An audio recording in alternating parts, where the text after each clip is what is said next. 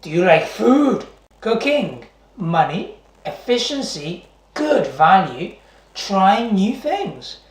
Welcome to Cook It Yourself.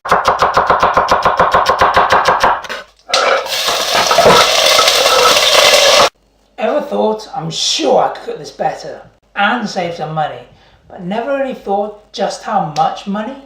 Stared down the aisles full of different bottles of ketchup and peanut butters and thought, this new one looks good. But I know the one I always get is good. I'd like to try something new. If I don't like it, I'll do with the rest of it.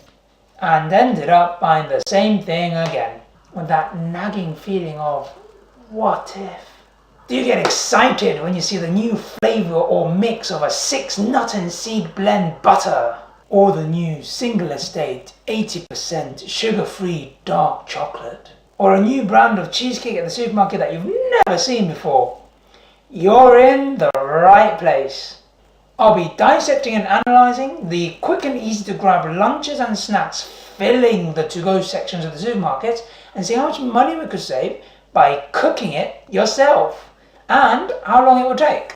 I'll compare the different types and flavours of foods like sauces and dips and score and rank them based on the characteristics.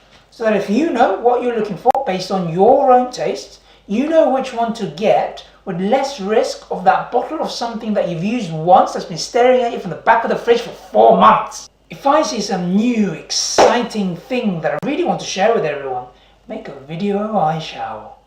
And more. Stay tuned, cook it yourself, and have a tasty day.